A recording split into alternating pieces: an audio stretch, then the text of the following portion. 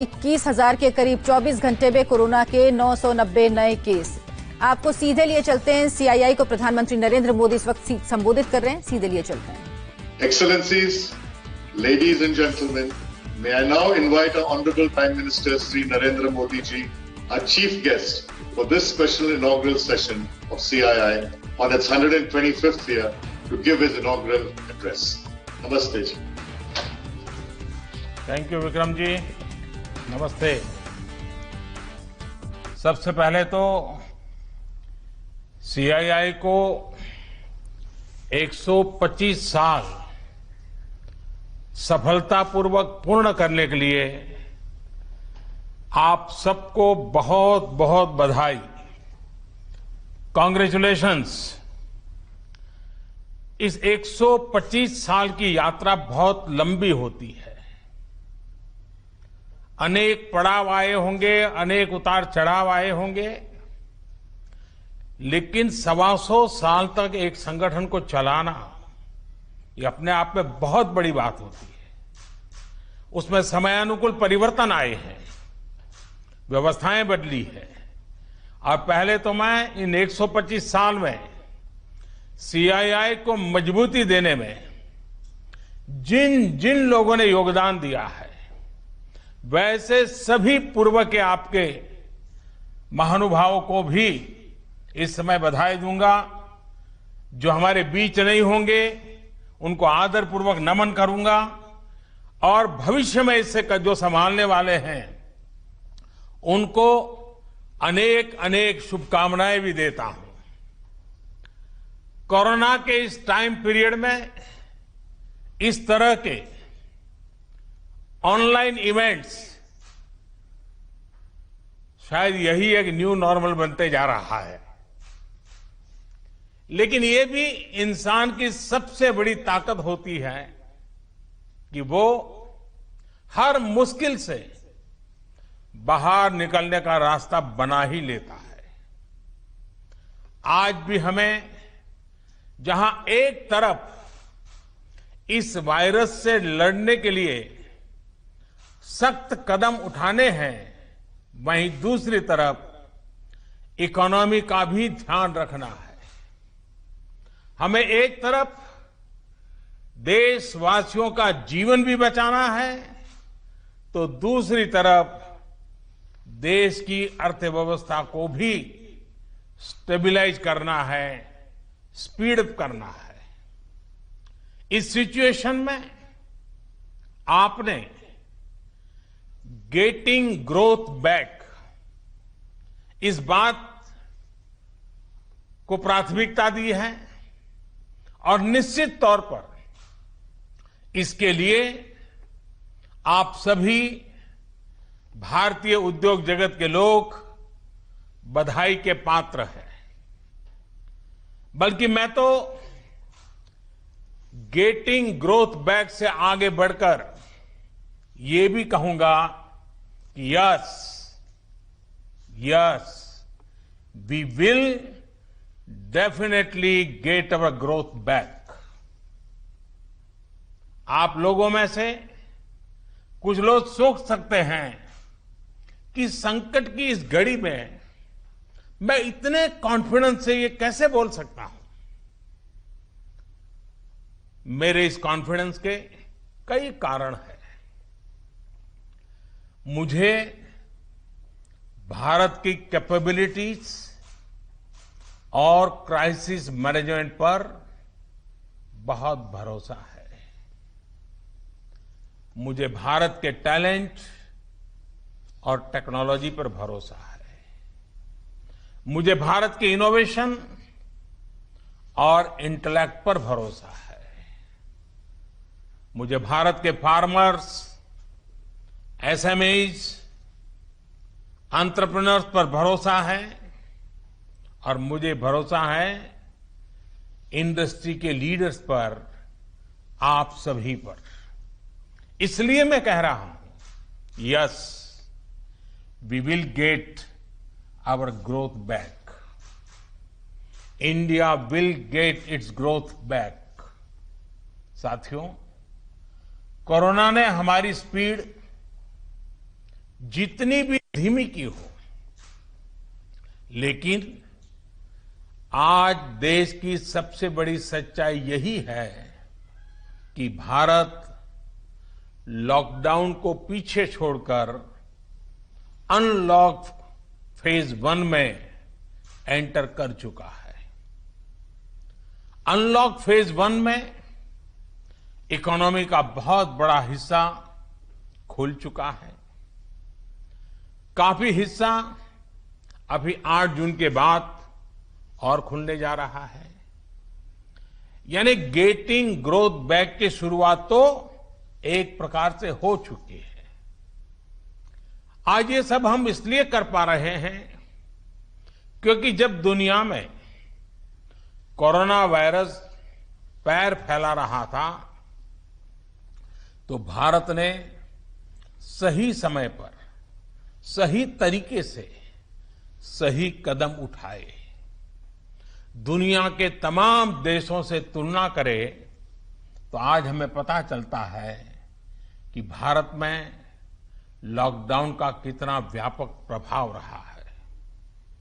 इस लॉकडाउन में भारत ने कोरोना से लड़ाई के लिए फिजिकल रिसोर्सेज को तैयार तो किया ही, हमने ह्यूमन रिसोर्स को भी बचाने का भरसक प्रयास किया है। ऐसे में अब सवाल ये है कि इसके आगे क्या। इंडस्ट्री लीडर्स के नाते आपके मन में ये सवाल जरूर होगा कि अब सरकार क्या करने जा रही है। आत्मनिर्भर भारत अभियान के बारे में भी मुझे पक्का विश्वास है कि आपके मन में भी मंथन चलता होगा, कुछ सवाल भी होंगे और ये बहुत स्वाभाविक है, ऑब्वियस है। साथियों, कोरोना के खिलाफ इकोनॉमी को फिर से मजबूत करना ये हमारी हाईएस्ट प्रायोरिटीज में से एक प्रमुख प्रायोरिटी है। इसके लिए सरकार जो डिसीजंस अभी तुरंत लेने जरूरी है वो तो एक के बाद एक ले ही रही है, लेकिन साथ साथ में ऐसे भी फैसले लिए गए हैं जो लॉन्ग रन में देश की मदद करेंगे। साथियों, प्रधानमंत्री गरीब कल्याण योजना ने गरीबों को तुरंत लाभ देने में बहुत मदद की है। इस योजना के तहत करीब 74 करोड़ बेनिफिशियरीज उनके घर तक राशन पहुंचाया जा चुका है। प्रवासी श्रमिकों के लिए भी फ्री राशन पहुंचाया जा रहा है। इसके अलावा अभी तक गरीब परिवारों को 53,000 करोड़ रुपीस यानी 53,000 करोड़ रुपए से ज्यादा की फाइनेंशियल असिस्टेंस दी जा चुकी है। महिलाएं हो, दिव्यांग हो, बुजुर्ग हो, श्रमिक हो, हर किसी को इससे लाभ मिला है। लॉकडाउन के दौरान सरकार ने गरीबों को 8 करोड़ से ज्यादा गैस सिलेंडर उनके घर तक मुफ्त में पहुंचा दिया है। इतना ही नहीं, प्राइवेट सेक्टर्स के करीब 50 लाख एम्प्लॉइज के खाते में 24% ईपीएफ कंट्रीब्यूशन भी सरकार ने किया है। इनके खाते में करीब 800 करोड़ रुपए जमा कराए गए हैं। साथियों, भारत को फिर से तेज विकास के पथ पर लाने के लिए, आत्मनिर्भर भारत बनाने के लिए 5 बातें बहुत आवश्यक है। इंटेंट, इंक्लूजन, इन्वेस्टमेंट, इंफ्रास्ट्रक्चर और इनोवेशन। हाल में जो बोल्ड फैसले लिए गए हैं, उसमें भी आपको इन सभी की झलक मिल जाएगी। इन फैसलों के साथ हमने तमाम सेक्टर्स को फ्यूचर रेडी किया है। इसी वजह से आज भारत एक नए ग्रोथ ओरिएंटेड फ्यूचर की दिशा में बड़ी उड़ान के लिए तैयार है। साथियों, हमारे लिए रिफॉर्म्स ये कोई रैंडम या स्कैटर्ड डिसीजन नहीं रहे हैं। हमारे लिए reforms systematic, plan, integrated, interconnected और फ्यूचरिस्टिक प्रोसेस है। हमारे लिए रिफॉर्म्स का मतलब है फैसले लेने का साहस करना और उन्हें लॉजिकल कंक्लूजन तक ले जाना। आईबीसी हो, बैंक मर्जर हो, जीएसटी हो, फेसलेस इनकम टैक्स असेसमेंट की व्यवस्था हो, हमने हमेशा व्यवस्थाओं में सरकार के दखल को कम करने, और मैंने तो लाल किले पर भी कहा था कि लोगों से, जिंदगी से सरकार को जितना हम कम कर सकते हैं हम करना चाहते हैं। प्राइवेट एंटरप्राइज के लिए एनकरेजिंग इकोसिस्टम खड़ा करने पर हम लगातार बल देते रहे हैं, कदम उठाते रहे हैं। इसी वजह से सरकार आज ऐसे पॉलिसी रिफॉर्म्स भी कर रही है जिनकी देश ने एक प्रकार से उम्मीद भी छोड़ दी थी। लोगों ने मान लिया था भाई ये तो हमारे देश में नहीं हो सकता है, ऐसी चीजें होने लगी हैं। अगर मैं एग्रीकल्चर सेक्टर की बात करूं तो हमारे यहां आजादी के बाद जो नियम कायदे बने उसमें किसानों को बिचौलियों के हाथों में छोड़ दिया गया था। किसान कहां फसल बेच सकता है, कहां नहीं बेच सकता है, इस तक के नियम बहुत सख्त थे। किसानों के साथ दशकों से हो रहे अन्याय को दूर करने की इच्छा शक्ति हमारी सरकार ने दिखाई है। एपीएमसी एक्ट में बदलाव के बाद अब किसानों को भी उनके अधिकार हासिल होंगे। किसान अब जिसे चाहे, जहां चाहे और जब चाहे अपनी फसल अपनी शर्तों पर, किसान की शर्तों पर वो फसल बेच सकते हैं। अब कोई किसान अपनी फसल देश के किसी भी राज्य में ले जाकर बेच सकता है। पहले तो इस पर भी बंधन थे। साथ ही वेयरहाउसेस में रखे अनाज या एग्रीकल्चर प्रोडक्ट्स अब इलेक्ट्रॉनिक ट्रेडिंग के जरिए भी बेचे जा सकते हैं। आप कल्पना कर सकते हैं इससे एग्री बिजनेसेस के लिए कितने नए रास्ते खुलने जा रहे हैं।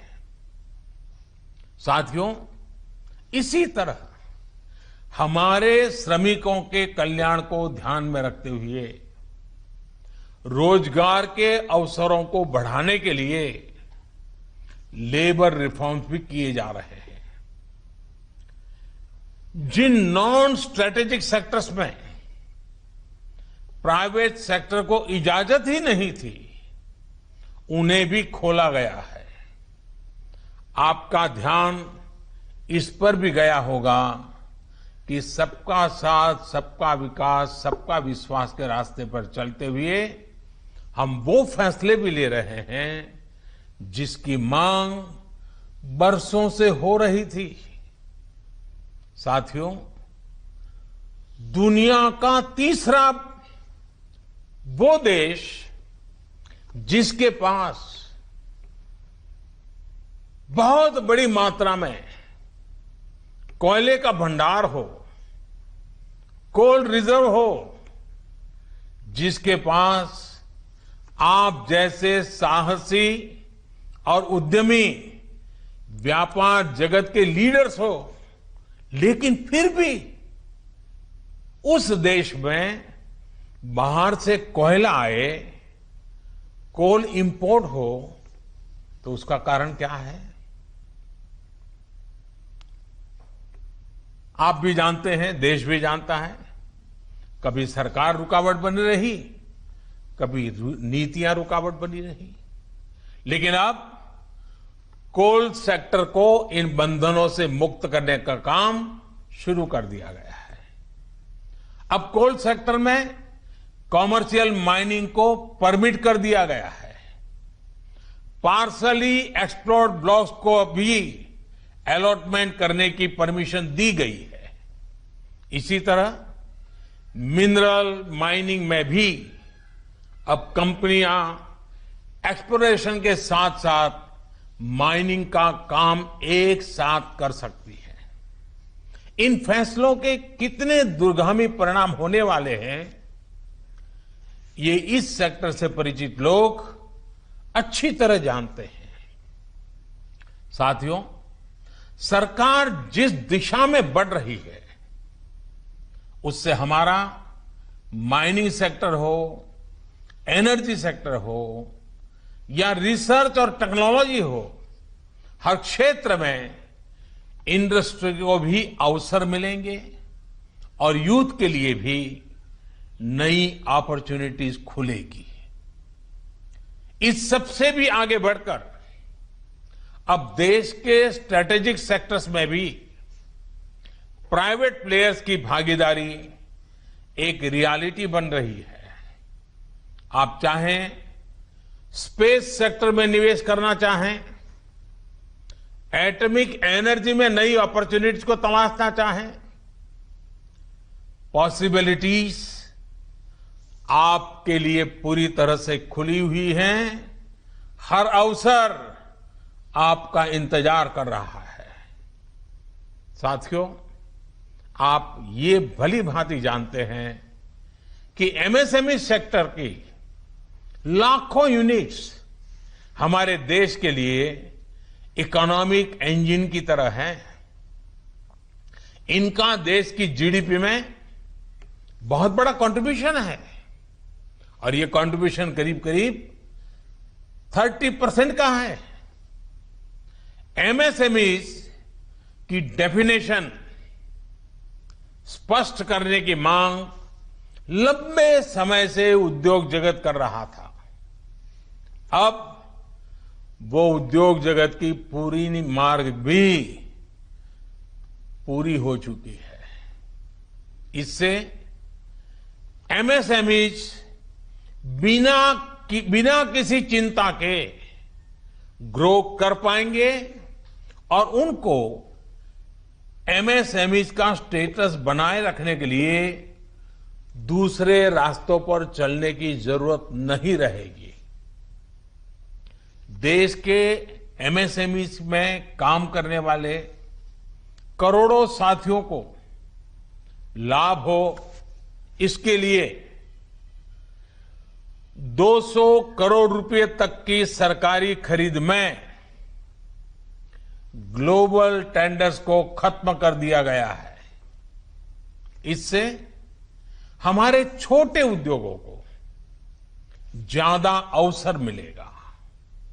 एक तरह से आत्मनिर्भर भारत पैकेज एमएसएमई सेक्टर के इंजन के लिए फ्यूल का काम करने वाला है। साथियों, ये जो फैसले हैं उनकी रिलेवेंस समझने के लिए आज की ग्लोबल सिचुएशंस को देखना और उसे समझना भी बहुत आवश्यक है। आज विश्व के तमाम देश पहले की तुलना में एक दूसरे का साथ और अधिक चाहते हैं। देशों में एक दूसरे की जरूरत और ज्यादा पैदा हुई है, लेकिन इसी के साथ ये चिंतन भी चल रहा है कि पुरानी सोच, पुरानी रीति नीति, पुरानी पॉलिसीज क्या आज कारगर होगी क्या? स्वाभाविक है कि इस समय नए सिरे से मंथन चल रहा है और ऐसे समय में भारत से दुनिया की अपेक्षा, एक्सपेक्टेशंस और बड़ी है। आज दुनिया का भारत पर विश्वास भी बढ़ा है और नई आशा का संचार भी हुआ है। आपने भी देखा है कि कोरोना के संकट में जब किसी देश के लिए दूसरे की मदद करना मुश्किल हो रहा था, हर कोई अपने को संभालने में लगा था, ऐसी संकट की घड़ी में भारत ने 150 से ज्यादा देशों को मेडिकल सप्लाई भेजकर उनके लिए मानवीय मदद का काम किया है। साथियों, world is looking for a trusted, reliable partner. Bharat में पोटेंशियल है, स्ट्रेंथ है, एबिलिटी है। आज पूरे विश्व में भारत के प्रति जो ट्रस्ट डेवलप हुआ है, उसका आप सभी को, भारत की इंडस्ट्री को पूरा फायदा उठाना चाहिए। ये आप सभी की जिम्मेदारी है, सीआईआई जैसे संगठनों की जिम्मेदारी है कि मैन्युफैक्चर्ड इन इंडिया के साथ ट्रस्ट, क्वालिटी, कॉम्पिटिटिवनेस तीनों जुड़ा हो। आप 2 कदम आगे बढ़ाएंगे, सरकार 4 कदम आगे बढ़कर आपका साथ देगी। प्रधानमंत्री के तौर पर मैं आपको भरोसा दे रहा हूं कि मैं आपके साथ खड़ा हूं। भारतीय उद्योग जगत के लिए ये राइज टू द ओकेजन की तरह है। Trust me, getting growth back इतना मुश्किल भी नहीं है। और सबसे बड़ी बात कि अब आपके पास, इंडियन इंडस्ट्रीज के पास एक क्लियर पाथ है। आत्मनिर्भर भारत का रास्ता, सेल्फ रिलायंट इंडिया का पाथ।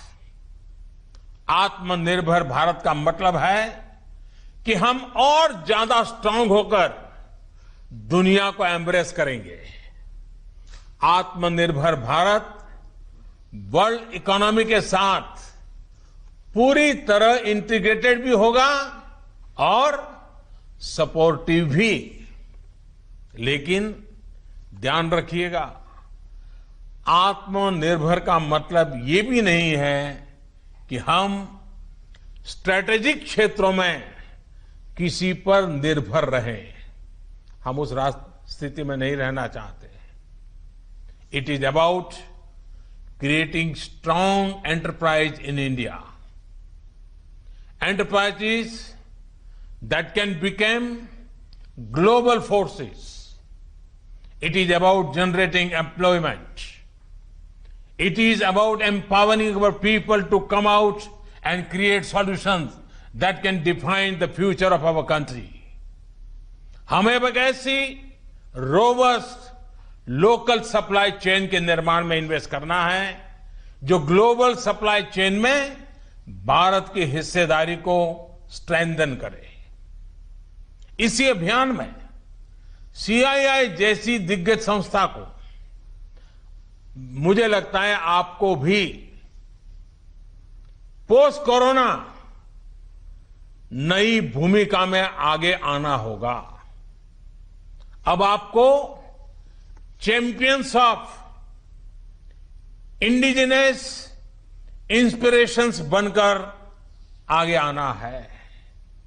आपको डोमेस्टिक इंडस्ट्रीज की रिकवरी को फैसिलिटेट करना है, नेक्स्ट लेवल ग्रोथ को असिस्ट करना है, सपोर्ट करना है।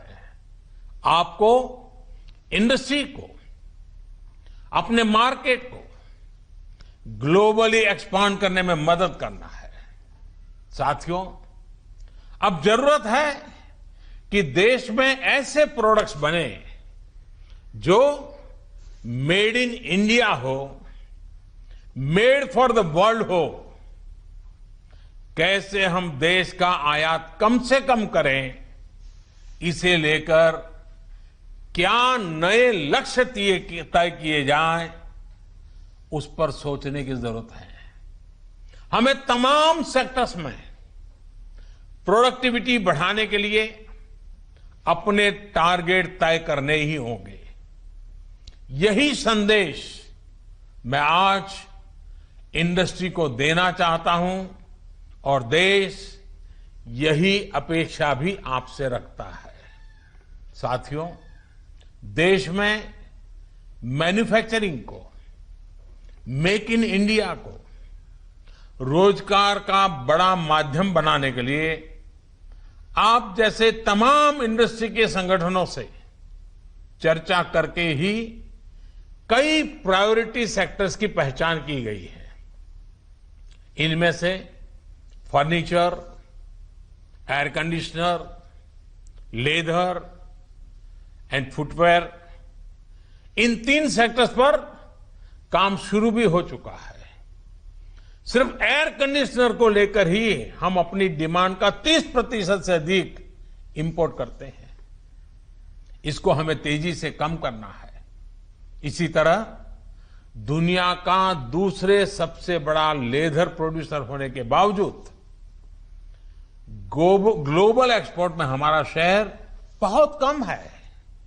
साथियों, कितने ही सेक्टर्स हैं जिसमें हम बहुत अच्छा कर सकते हैं। बीते सालों में आप सभी साथियों के सहयोग से ही देश में वंदे भारत जैसी आधुनिक ट्रेनें बनी हैं। देश आज मेट्रो के कोच निर्यात कर रहा है। इसी तरह मोबाइल फोन मैन्युफैक्चरिंग हो, डिफेंस मैन्युफैक्चरिंग हो, अनेक क्षेत्रों में इंपोर्ट पर हमारी डिपेंडेंस को कम करने का प्रयास लगातार चल रहा है। और मैं बहुत गर्व से कहूंगा कि सिर्फ 3 महीने के भीतर ही पर्सनल प्रोटेक्टिव इक्विपमेंट पीपीई, इसकी सैकड़ों करोड़ की इंडस्ट्री आप ही लोगों ने खड़ी की है। 3 महीने पहले भारत में एक भी पीपीई नहीं बनती थी। आज भारत एक दिन में 3 लाख पीपीई किट बना रहा है, तो ये हमारे उद्योग जगत का ही सामर्थ्य है। आपको इसी सामर्थ्य का इस्तेमाल कर हर सेक्टर में आगे बढ़ना है। मेरा तो सीआईआई के तमाम साथियों से ये भी आग्रह है कि रूरल इकोनॉमी में इन्वेस्टमेंट और किसानों के साथ पार्टनरशिप का रास्ता खुलने का पूरा लाभ आप लोगों ने उठाना चाहिए। अब तो गांव के पास ही लोकल एग्रो प्रोडक्ट्स के क्लस्टर्स के लिए जरूरी इंफ्रास्ट्रक्चर तैयार किया जा रहा है। इसमें सीआईआई के तमाम मेंबर्स के लिए बहुत अपॉर्चुनिटीज हैं। साथियों, फार्म हो, फिशरीज हो, फूड प्रोसेसिंग हो, फुटवेयर हो, फार्मा हो, अनेक सेक्टर्स में, अनगिनत अनगिनत अपॉर्चुनिटीज के गेट आपके लिए खुले हैं। सरकार ने शहरों में प्रवासियों के लिए आवास उपलब्ध कराने के लिए जिस रेंटल स्कीम की घोषणा की है, उसमें भी आप सभी साथियों को मैं सक्रिय भागीदारी के लिए आमंत्रित करता हूं। साथियों, हमारी सरकार प्राइवेट सेक्टर को देश की विकास यात्रा का पार्टनर मानती है। आत्मनिर्भर भारत अभियान से जुड़ी आपकी हर आवश्यकता का ध्यान रखने के लिए भारत सरकार प्रतिबद्ध है। आपसे सभी स्टेक होल्डर्स से मैं लगातार संवाद करता हूं और यह सिलसिला आगे भी जारी रहेगा। I request you to come up with a detailed study of every sector, build consensus, develop concept, think big. We will together take up more structural reforms that will change the course of our country. We will together build आत्मनिर्भर भारत। साथियों, आइए देश को आत्मनिर्भर बनाने का संकल्प लें। इस संकल्प को पूरा करने के लिए अपनी पूरी ताकत लगा दें। सरकार आपके साथ खड़ी है। आप देश के लक्ष्यों के साथ खड़े होइए। आप सफल होंगे, हम सफल होंगे तो देश नई ऊंचाई पर पहुंचेगा, आत्मनिर्भर भारत का सपना साकार होगा। एक बार फिर सीआईआई को 125 वर्ष पूरा होने पर मेरी तरफ से बहुत बहुत शुभकामनाएं। बहुत बहुत धन्यवाद। प्रधानमंत्री नरेंद्र मोदी को आप सुन रहे थे। देश के बिजनेस लीडर्स को संबोधित कर रहे थे वो सीआईआई के 125 साल पूरे होने के कार्यक्रम के मौके पर।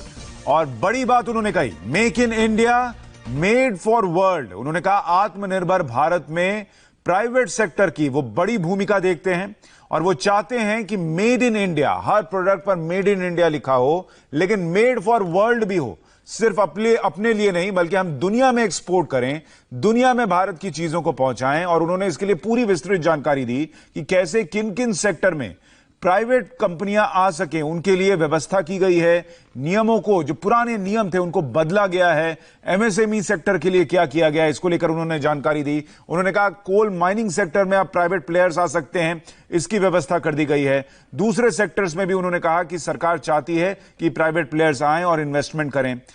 गरीबों के लिए घर बनाना हो, दूसरी सरकारी योजनाएं हो, उसमें भी पीपीपी पार्टनरशिप का प्रधानमंत्री ने जिक्र किया। और बार बार एक बात उन्होंने दोहराई कि इस आत्मनिर्भर भारत को बनाने में अगर प्राइवेट कंपनियां आगे आती हैं, सरकार के साथ कंधे से कंधा मिलाकर देश को पटरी पर लाने की कोशिश करती हैं, तो सरकार यह सुनिश्चित करेगी कि कोई भी ऐसा नियम उनके आड़े ना आए जिससे कि उन्हें दिक्कत हो।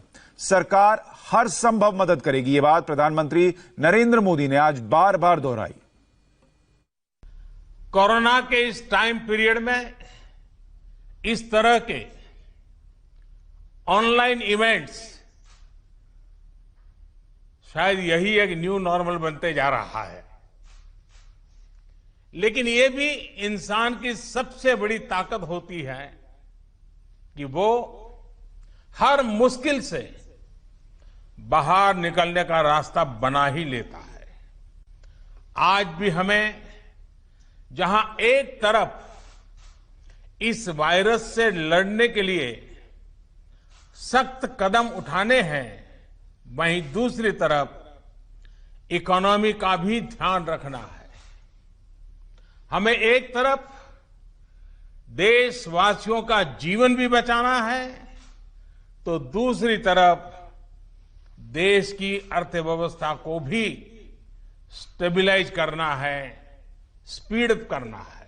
कि मैं तो गेटिंग ग्रोथ बैक से आगे बढ़कर ये भी कहूंगा कि yes we will definitely get our growth back. आप लोगों में से कुछ लोग सोच सकते हैं कि संकट की इस घड़ी में मैं इतने कॉन्फिडेंस से ये कैसे बोल सकता हूं। मेरे इस कॉन्फिडेंस के कई कारण हैं।